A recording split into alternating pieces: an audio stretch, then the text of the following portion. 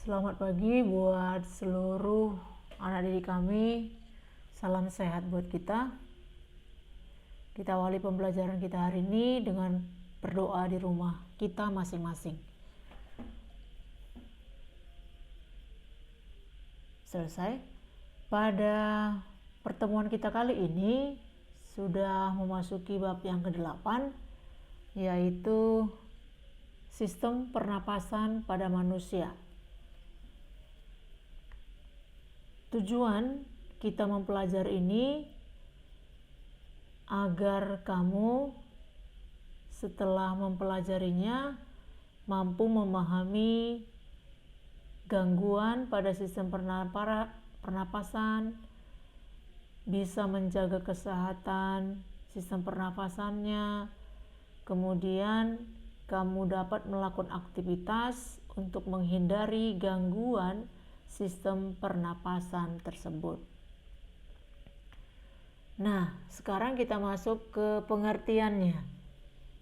Pengertian dari pernafasan itu adalah proses keluar masuknya oksigen ke paru-paru yang selanjutnya diteruskan ke seluruh tubuh melalui darah.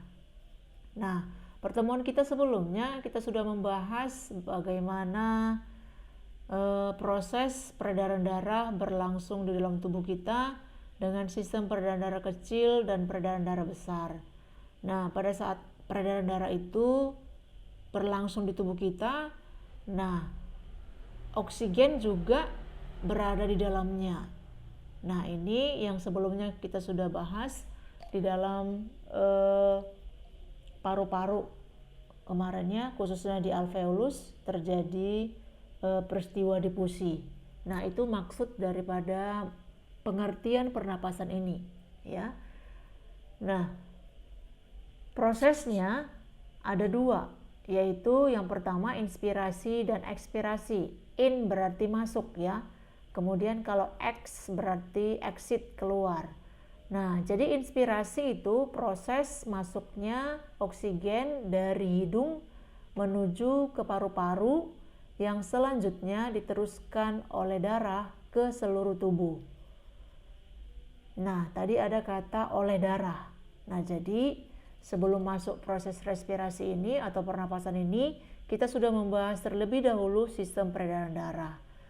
Nah, kemudian yang kedua, ekspirasi. Proses keluarnya karbon dioksida. Nah, tadi kalau masuk dia oksigen, sedangkan kalau keluar sudah berubah menjadi karbon dioksida yang menjadi sisa pernapasan kita dari tubuh melewati hidung. Nah, masuk juga lewat hidung, keluar juga begitu, tapi sudah berbeda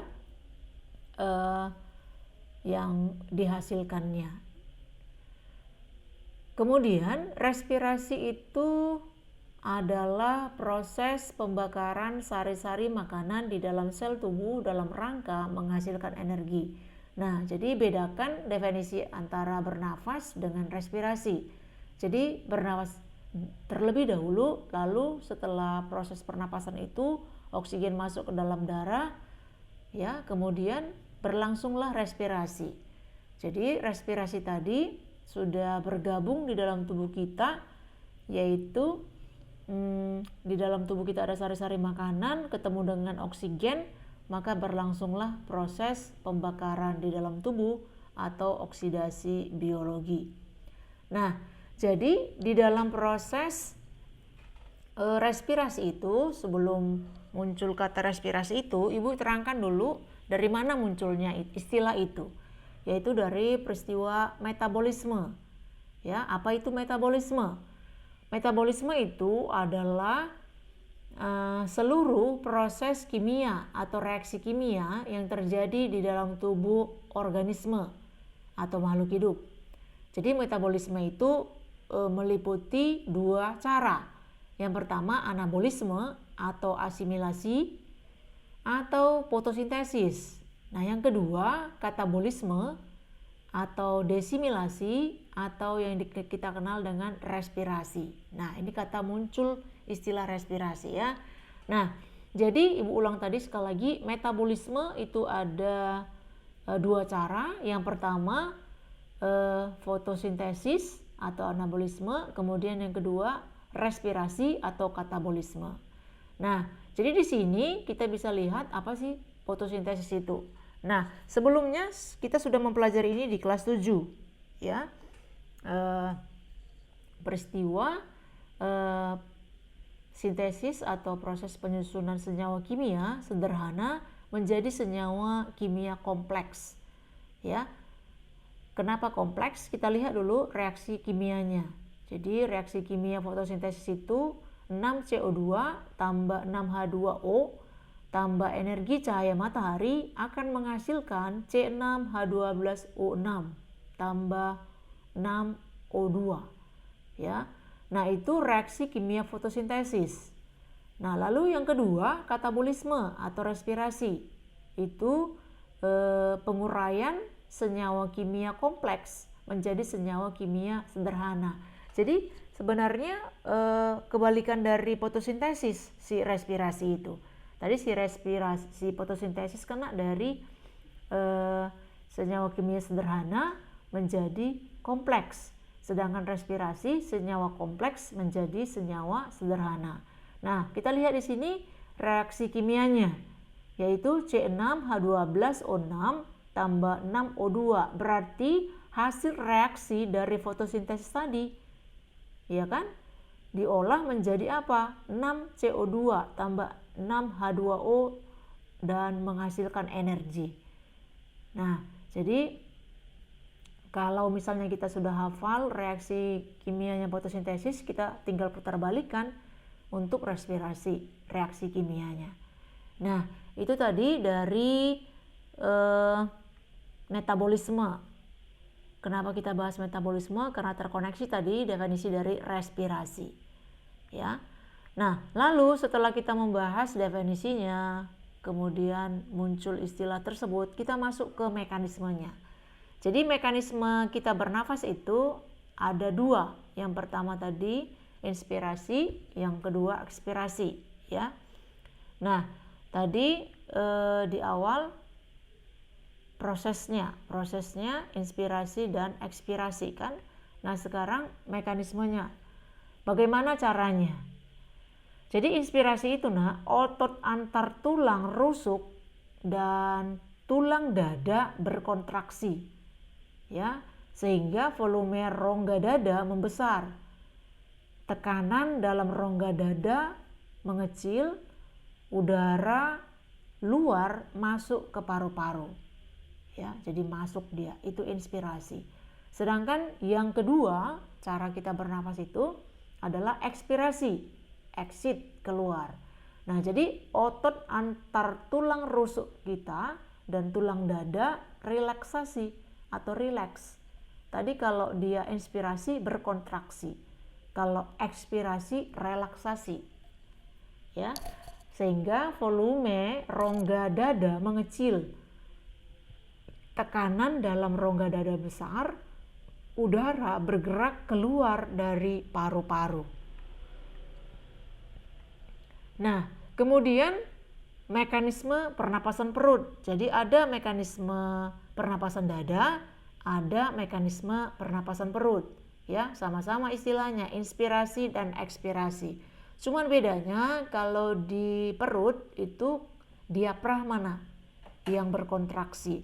Sedangkan kalau tadi di pernapasan dada itu adalah tulang rusuk kita yang berkontraksi.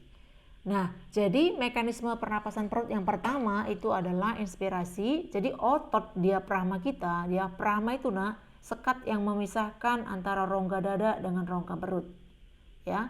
Nah, jadi otot diafragma tadi berkontraksi, diafragma mendatar, volume rongga dada membesar, tekanan dalam rongga dada kecil, udara dari luar masuk ke paru-paru. Ya. Nah, jadi masuk ya. Kemudian exitnya, yang ekspirasinya, otot diafragmanya relaksasi. Ya, diafragma melengkung ke atas, volume rongga dada mengecil, tekanan dalam rongga dada besar, udara keluar meninggalkan paru-paru, ya. Nah, jadi ingat tadi bedanya dengan pernapasan dada yang berkontraksi tulang rusuk, sedangkan di pernapasan perut yang berkontraksi itu adalah si diafragma. Nah, bagaimana peristiwa itu bisa berlangsung? Tentu harus ada alat-alat pernapasan kita, ya. Alat pernapasan kita itu bisa kita lihat satu persatu. Yang pertama, rongga hidung. Nah, di dalam rongga hidung itu terdapat rambut-rambut untuk berfungsi menyaring kotoran atau debu. Kemudian ada selaput lendir yang berfungsi untuk mengatur suhu udara pernapasan. Makanya kita kalau 1-2 hari bisa kita bersihkan rongga hidung kita, itu ada di sana kotorannya, atau sering kita istilahnya bahasa kita itu tai upil katanya. Nah, dari mana datangnya tai upil itu atau kotoran itu? Ya tadi dari debu yang difilter atau yang disaring oleh rambut-rambut tadi, kemudian yang diendapkan oleh selaput lendir. Nah, kemudian yang kedua itu tekak. Ini merupakan rongga persimpangan antara saluran pencernaan, saluran pernapasan, dan saluran ke rongga hidung. Nah, di dalam tekak terdapat epiglotis yang berfungsi untuk menjaga agar makanan tidak masuk ke saluran pernapasan. Nah, kamu bisa lihat gambar epiglotis seperti apa. Oke? Nah, kemudian yang ketiga, laring. Pada bagian ini ditemukan pita suara. Nah, jadi kalau ada orang-orang yang penyanyi itu kita bisa lihat kok bagus sekali, indah banget suaranya ya. Nah, itu adalah faktor pita suaranya yang terkoneksi di dalam genetik ya. Jadi kalau ada genetik orang tuanya pita suaranya bagus, tentu diturunkan kepada anaknya ya. Nah, jadi yang membuat mereka itu indah suaranya dari pita suaranya ya, yang memberi warna suara pada manusia tersebut. Nah, kemudian yang keempat, trakea. Terdiri dari 3 lapisan epitel ya, bersilia dan berlendir, yang merupakan lapisan paling dalam. Lapisan tulang rawan berupa cincin tulang rawan di bagian tengahnya, dan lapisan terluarnya adalah jaringan ikat. Oke, kemudian yang berikutnya bronkus dan bronkeolus ya. Nah, jadi bronkus itu adalah percabangan dari trakea ya.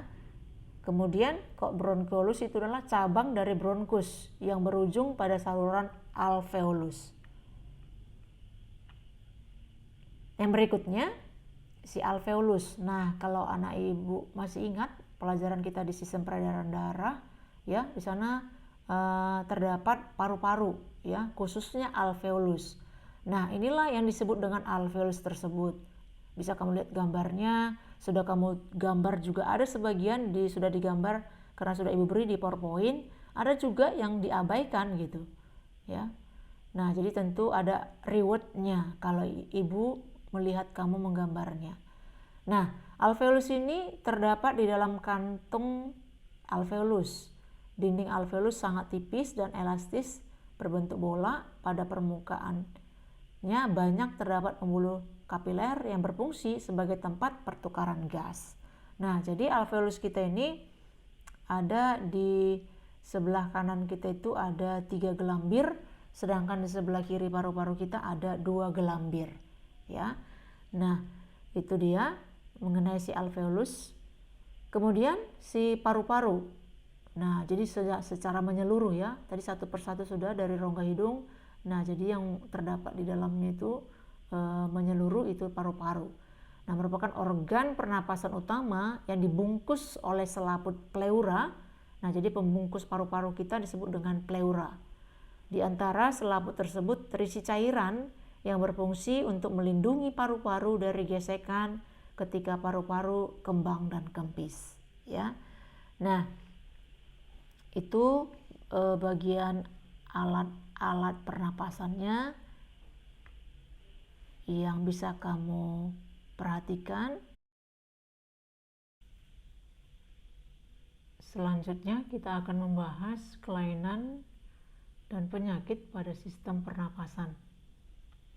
Yang pertama, influenza, yaitu penyakit yang disebabkan oleh virus influenza dengan gejala antara lain pilek, hidung tersumbat, bersin-bersin, tenggorokan gatal. Yang kedua, asma merupakan suatu penyakit tersumbatnya saluran pernapasan yang disebabkan oleh alergi terhadap rambut atau bulu-bulu, debu, atau tekanan psikologis, dan asma bersifat menurun. Yang ketiga, tuberkulosis atau TBC yang disebabkan oleh bakteri Mycobacterium tuberculosis, sehingga difusi oksigen menjadi sulit dikarenakan adanya bintil-bintil atau peradangan pada dinding alveolus.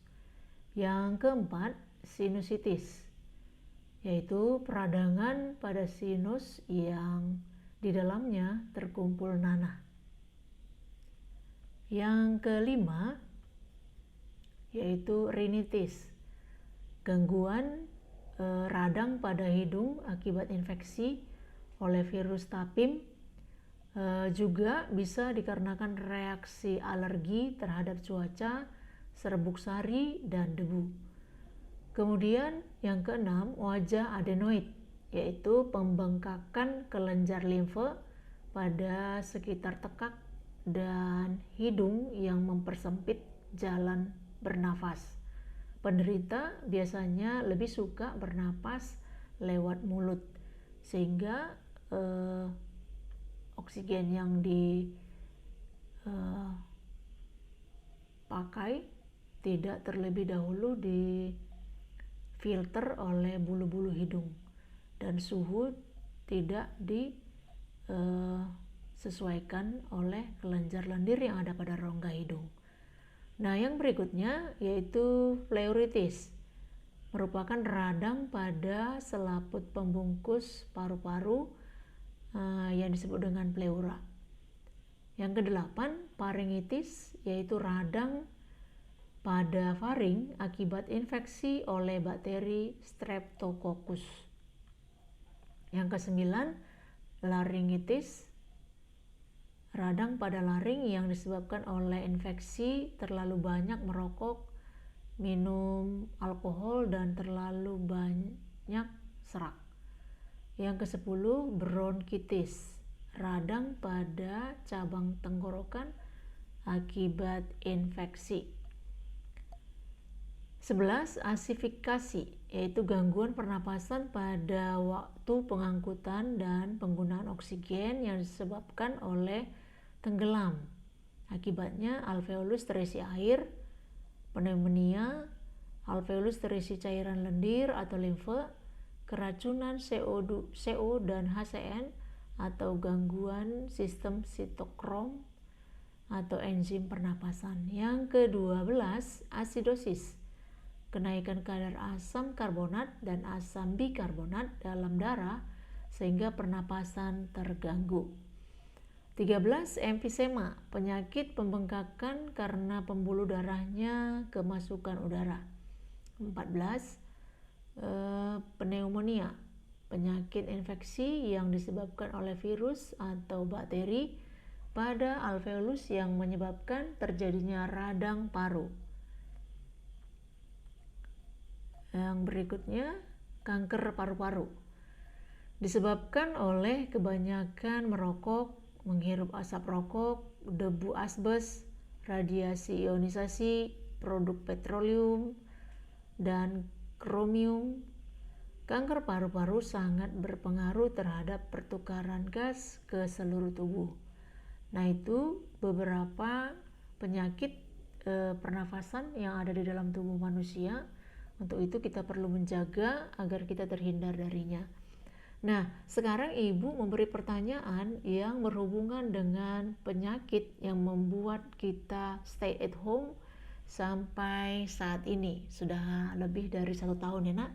Nah, jadi pertanyaan yang Ibu berikan ini kamu buat dalam bentuk video ya nak. Jadi pertanyaannya tentang COVID-19 ya. Yang pertama, bagian paru mana yang diserang COVID-19? Yang kedua, mengapa keluarga virus penyebab penyakit COVID-19 disebut corona?